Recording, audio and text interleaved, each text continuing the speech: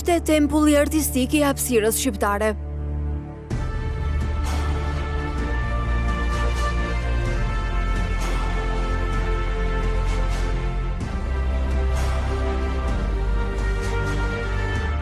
Zanafilla e kësaj vatre artistike të shqiptareve figuron në historik 24 maj I vitit 1944, ku si shfaqje përuruese u përzgjodh Pleqtë dhe lufta. Por emertimi legal si teatri I shtetit u mor në 24 maj 1945. E para se të kthehej në institucionin teatror më të rëndësishëm të Shqipërisë, godina e cila sot njihet si Teatri Kombetar, e ndërtuar në 1938 nga Italia, pati shërbyer si Kinema Reviste në kompleksin kulturo-argetues Circolo Dopolavoro, ku jepeshin shfaqje për ushtrin dhe kolonët italian nga trupat teatrore shëtitëse. Pak vite më vonë njihej si Kinema-Teater Kosova, derisa qeveria mori vendimin që të themelohej Teatri Kombëtar. Në prill të vitit 1945, me rastin e Kongresit të Rinisë që u mbajtë në Tiranë, u dhanë disa shfaqje teatrore, të cilat të nxorën si produkt aktorët më të talentuar, duke krijuar kështu të parin teatër profesionist në Shqipëri. Në kastën e parë të aktorëve figurojnë emra si Mihail Popi, Fadil Sheroka, Mihail Stefa, Liza Vordi, Ndoc Deda e të tjerë. Inaugurimi final dhe vënia e emrit Teatri Profesionist I Shtetit u bë më 25 maj 1945, ku dha shfaqja Topazi në regjinë Sokrat Mios me lojën aktoriale të shkollës dramatike, e cila u quajt shfaqja themeluese dhe u shfaq 4 herë para 1300 spektatorëve.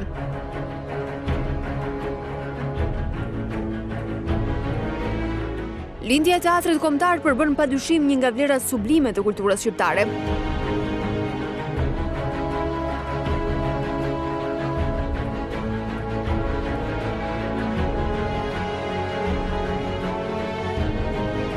Sot, 80 vite pas ngritjes së mureve të këtij institucioni, dilema e cila lindi natyrshëm ndër vite ishte një orvatje rreth alternativave, nevojë për rikonstruksion apo domosdoshmëri për rindërtim. Diskutimi fillestar lindi nga nevoja, e nevoja çoi drejt disa zgjidhjeve në terren.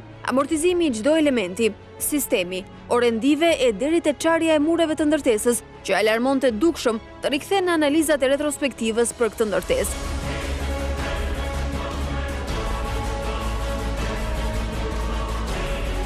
Një studim shkencor I vitit 2007-2008, Arkitektura moderna italiane, për La Città di Albania, publikon raporte të italianëve ku theksohet se qëllimi I ndërtimit të kësaj godine në 38-ën ka qenë shfrytëzimi I ambienteve të saj për arsye argëtimi e aktivitete sportive. Ndërtesa ishte menduar nga projektuesit si një qendër polifunksionale, një vend tërheqës, takimi dhe aktivitete sportive, pohohet në relacionin teknik të ndërmarrjes Pater në adresë të Sianos në shtator të vitit 1938. Studimi madje saktëson se për shkak të nevojës për të minimizuar kostot, janë përdorur materiale të lira, si tallashe algadeti të mbrojtura me çimento. Studiuesit në këtë relacion theksojnë se shkak për përdorimin e këtyre materialeve jo cilësore është edhe periudha afat-shkurtër që kjo godinë ishte parashikuar të funksiononte.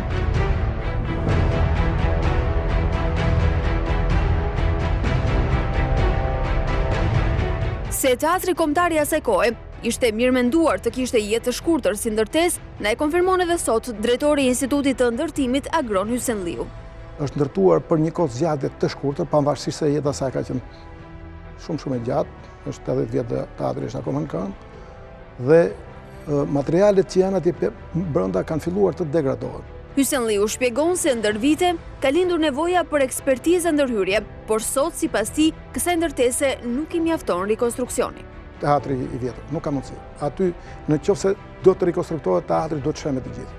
Dhe të rikonstruktohet mbi gjurmën e të vjetrit.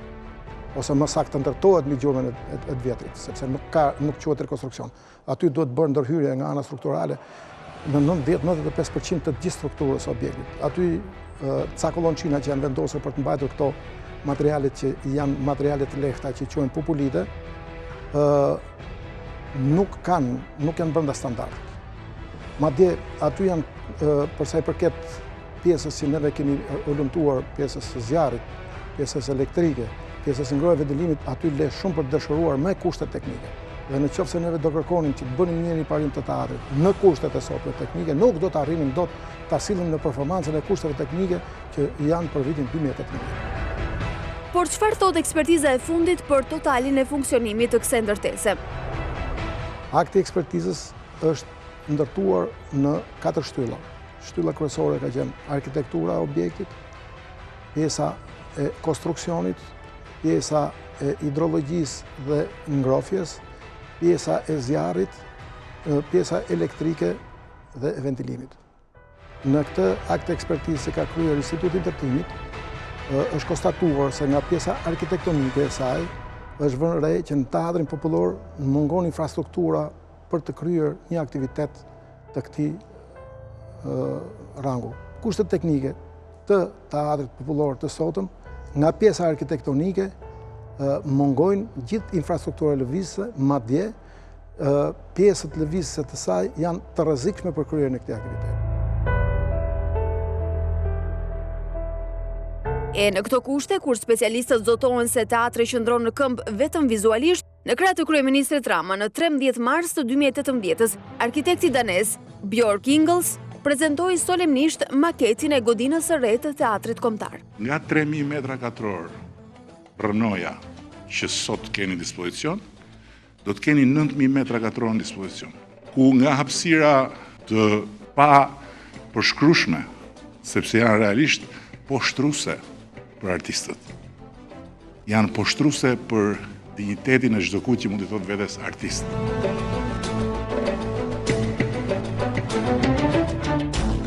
Por projekti i ri marrë përsipër nga studioja me renome ndërkombëtare, Bjørk Ingels Group e ndau opinionin publik, veçanërisht kastin e aktorëve shqiptar në dysh.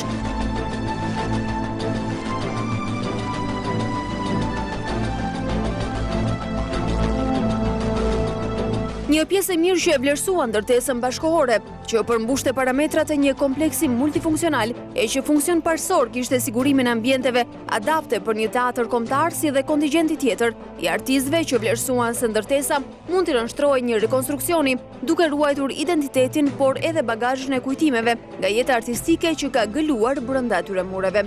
Një val protesta shpaqësore dëgjesa me Ministrinë e Kulturës, Bashkinë e Tiranës, aktorët e shoqërinë civile e pasuan prezantimin e projekti së re që vinte nga zyrat e Big në Kopenhagen dhe New York. Projekti thelloi diferencat në qëndrime.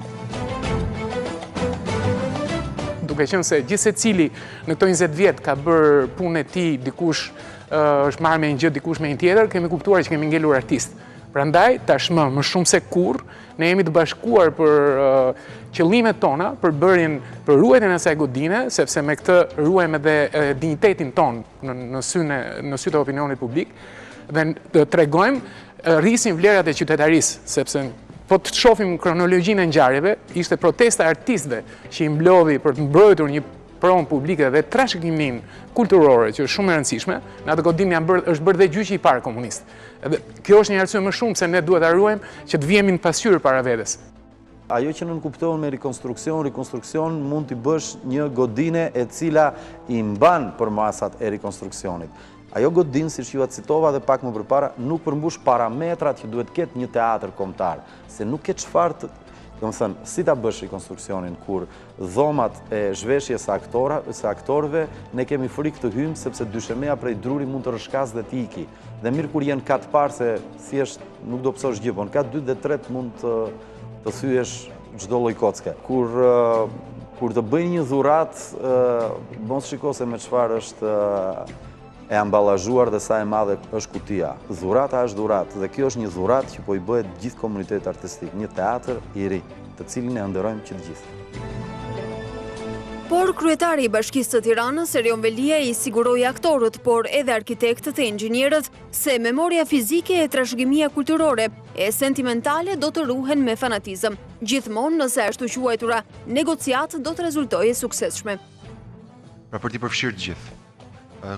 Nuk ka një grup që ka monopol mbi teatr. Ka një grup që mund të ketë, le të them, një peshë primare, po të gjithë do duhet përfshihen. Kështu që edhe në këtë proces edhe të negociatës që do të vijoj, pra nëse ne dakordsohemi apo jo për një teatër të ri edhe mënyra se si do eci përpara, patjetër që edhe komuniteti juaj, i arkeologëve, i specialistëve të trashëgimisë do të jetë pjesë e këtij procesi.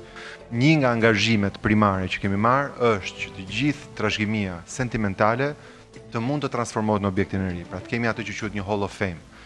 Unë jam takuar me shumë aktorë, edhe sot mëngjes gjithë ditën, të cilët kanë kujtime. Dhe kur I pyet, këto janë kujtime shumë të bukura. Ne kemi ofruar që një pjesë të madhe të kësaj trashëgimie që në fakt në pjesë më të madhe ruhet nga historitë e vetë aktorëve, duke qenë se shumica e tyre janë mosh, të kemi një proces mbledhjes së këtyre historive. Hall of Fame ose Halli I Famës mund të jetë jo vetëm për të nderuar, po dhe për të sjellë artefakte, por dhe për të pasur mini ekspozita, po dhe për të shërbyer si një muze, po dhe për të nxjerrë nga arkiva disa filmime të tjera. Pra, që këtë shije, që mirë kryetari I bashkisë e paska se rri me aktorë dhe ja thon këto sentimente. Po një vizitor, po një turist, si I akseson këtë lloj memorie. Kështu që si për memorien fizike të objekteve që mund të përbëjnë vlerë, dhe si për atë transformimin e le të themi memorjes sentimentale, duam shumë që të jeni pjesë e këtij procesi. Pas konsensusit të cilit Veliaj mendon të jap frym, ai tha se nuk ka kohë për të humbur, do përqafohet ndryshimi. Në momentin që pjesa e civilizuar e shoqërisë, dhe ajo që është avangardë që përqafon terren, ose fillon dhe shikon ëndrrën e asaj që do të vijë, bashkohet, pastaj kjo tjetra është e papërfillshme. E vetmja gjë që kemi bërë mirë në këto 3 vite në qytet është që s'kemi humbur shumë kohë. Pra, I kemi dhënë konsensusit dhe dialogut hapësirën për t'u inkubuar, ama në momentin që ka lindur, ashtu si tha profesori Tini, jemi munduar që mos lindim një foshnjë të mbaruar, po t'i japim jetë, oksigjen edhe ta arrisim me çfarë mund të jetë një kulturë e re urbane në qytet. Por ai kemi njohur dhe studiuar qoftë edhe me sy të lirë projektin e ri të Bjark Ingels Group, e që në të ardhmen mund të jetë një realitet vizibël për secilin këmbësor në kryeqytet.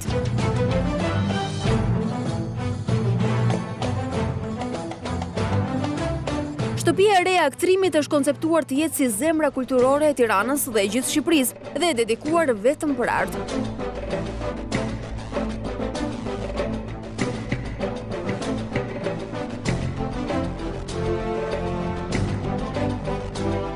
Projekti e prezentuar nga një prej studiove më të mëdha ndërkombëtare të arkitekturës në botë, Bjark Ingels Group, me qendër në Danimark, ofron një godinë të arkitekturës me dizajn modern dhe që krijon një hapësirë unike për kryeqytetin, duke ofruar të gjitha kushtet e nevojshme dhe frymëzuese për zhvillimin e talentit të aktrimit, ashtu edhe për vetë publikun, I cili mund të angazhojë imagjinatën. Projekti gjithashtu garanton akses të këmbësorëve që udhtojnë nga rruga Selmedin Said Toptani në rrugën paralele me të.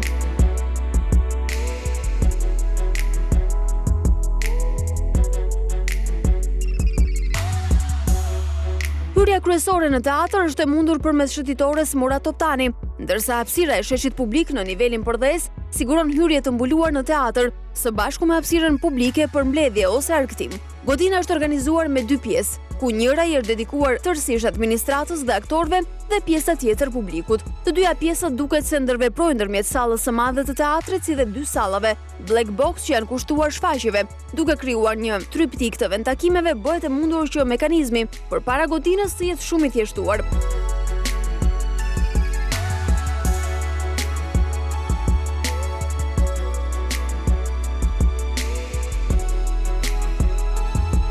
Godina është parashikuar si një makinë efikase, por poetike e teatrit. Të gjitha programet janë vendosur në mënyrë optimale në aspektin e funksionalitetit, ndërsa krijojnë një përvojë spektakolare për artdashësit dhe njerëzit që e duan teatrin.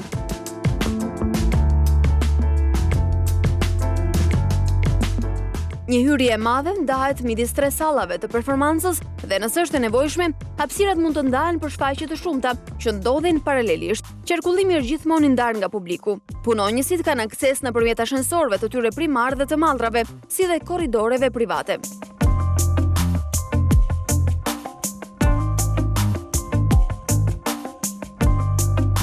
Personeli administrativ futet në godinë nëpërmjet parkingut ose nën harkun. Pasi të futemi brenda, shohim bërthamat e tyre të qarkullimit. Zyrat administrative ndodhen në katet e sipërme, pjesën veriore me pamje nga qyteti. Furnizimi dhe shërbimet mbështetëse bëhen përmes ashensorit të mallrave dhe kanë rrugë të dedikuara për punëtorët, si dhe black box në verilindje.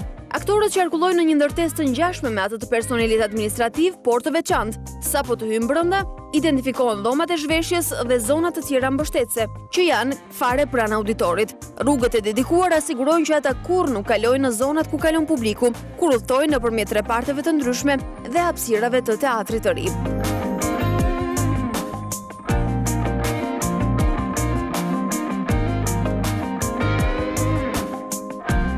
publiku hyn në ndërtesë nga niveli i tokës ose nga fasada në anën jugore ose edhe në hark. Biletarit janë të rrethuara nga 2 shkallët e mëdha që të pranishmit t'i tërheqin në pjesën e hollit. Në atë nivel, vizitorët mund të vazhdojnë deri në shkallët në ulset e balkonit, edhe në çati ose të marrin shkallët alternative deri në ambientet e shërbimit. Ndërkohë që hapësira në nivelin 0 krijon një vend për arktim jo formal ose për performancë të planifikuar publike. Hapësira në pjesën ballore të shtëpisë shërben drejt për drejt hapësirës kryesore të auditorit, me akses në të dyja sallat black box. Çatia gjithashtu ofron hapësira publike për shfaqje informale ose specifike dhe me pamje mbi parkun e besimit.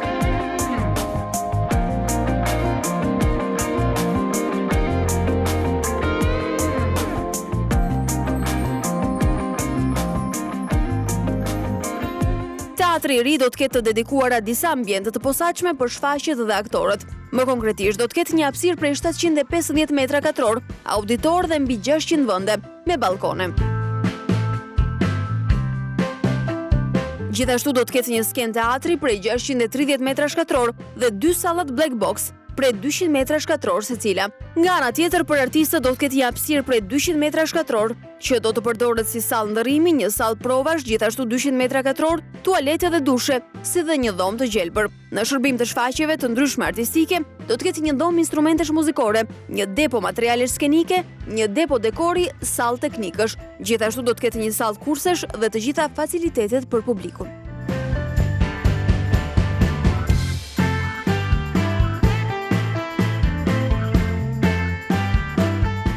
Cili është në realitet arkitekti Bjarke Ingels, i listuar si një prej 100 njerëzve më me influencë në botë nga prestigjiozi amerikane Times, dhe cilat janë punët që prezantojnë mirëfilli studion me famë ndërkombëtare e njohur si Big, Bjarke Ingels Group.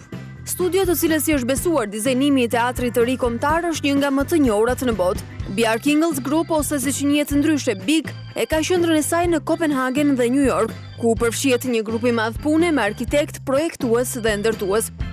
Kjo studio ka realizuar një sër projekte të rëndësishme në vende të ndryshme të botës, ndërkohë që aktualisht është e përfshirë në një numër të madh projektesh në të gjithë Europën, Amerikën e Veriut, Azinë dhe Lindjen e Mesme.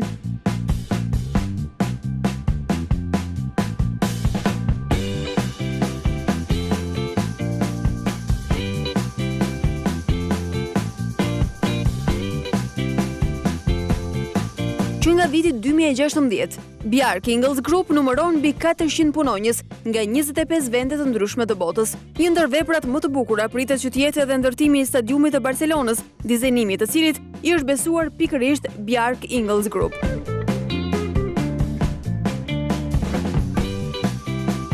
Camp Nou i ri është konceptuar që të ruaj vlerat e arkitekturës së stadiumit historik, ku ndërthuret kultura tradicionale dhe bashkëkohore katalanase, ndërkohë që do të integrohet mjaft bukur edhe me hapësirat e reja. Një tjetër stadium është edhe projektimi i shtëpisë së re të The Washington Redskins, një prej ekipeve më të njohura të futbollit amerikan. Paralelisht, arkitektët e Bjarke Ingels Group, që do të kujdeset edhe për Teatrin e Ri Kombëtar në Tiranë, është përzgjedhur edhe për ridizajnimin e qendrës botërore të tregtisë, e rindërtuar në Manhattan, New York, që do të zëvendësojë 2 kullat e shkatruara nga sulmet terroriste të 11 shtatorit. Bjarke Ingels Group filloi të ridizajnojë qendrën tregtare botërore në dhjetor të 2014-s.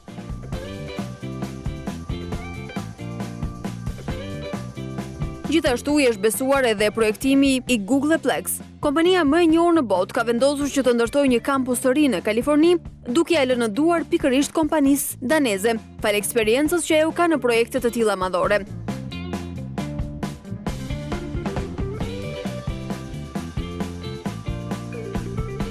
Projekte të tjera të veçanta dhe për të mos u lënë harres janë ndërtimet e muzeve dhe shtëpive të artit. Në Danimark, Bjarke Ingels ka projektuar muzeun e ri detar danez, i themeluar që në vitin 1915. Aty janë të vendosura modele të ndryshme anijesh, piktura, fotografi dhe artefakte që ilustrojnë luftrat si dhe tregtinë daneze me Kinën dhe Indin. Muzeu ka mijëra piktura, një koleksion prej mbi 33.000 fotografish që ilustrojnë pothuajse të gjitha anijet daneze që nga vitin 1880 dhe një bibliotek prej 20.000 vëllimesh.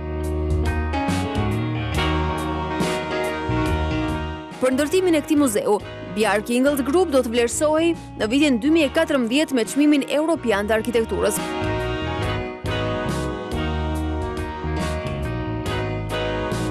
Ndërkohë, arkitektët e BIK kanë projektuar edhe muzeun Kistefos Jevnaker në Norvegji, Greenland National Gallery of Art, si dhe kanë projektuar ndërtesën e koncerteve Stavanger, për të cilën ka fituar edhe Luanin e Arts në vitin 2004 në Bienalen e Venedikut për projektin më të bukur.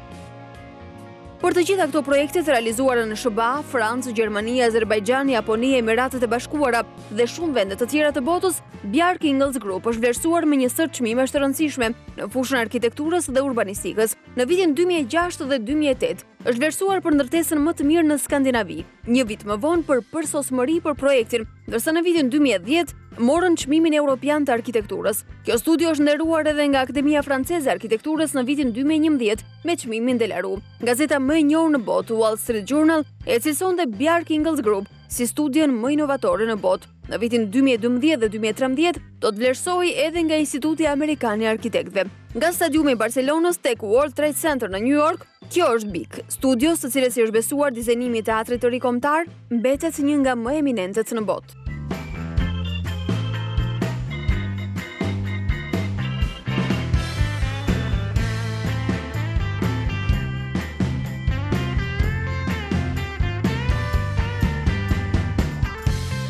Arkitekti i famshëm danez Bjarke Ingels, projektuesi i ndërtesës së re të Teatrit Kombëtar në Tiranë, është përzgjedhur si personazh nga Netflix, platforma më e madhe digjitale në botë për realizimin e një dokumentari për artin e arkitekturës dhe dizajnit. Në dokumentarin me 8 seri të titulluar Abstract the Art of Design, prezantohet arkitektura më kreative që po gjallon sot në botë, pioneri së cilës është padyshim Bjarke Ingels. Giganti Netflix e prezanton atë si një nga profesionistët më të mëdhenj të fushës, me një vizion të jashtëzakonshëm arkitekturor dhe një karrierë shumë të pasur. 42 vjeçari Ingels, themeluesi i firmës daneze BIK, beson se idetë e çmendura kanë revolucionarizuar arkitekturën.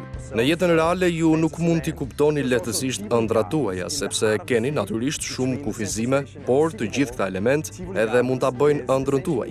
Kur arkitektura i shërben një vepër të mirë, mund ta quaj ëndër ose një fiction i pastër në realitet. Në fakt, idetë e çmendura kanë revolucionarizuar mënyrën se si publiku e percepton sot arkitekturën.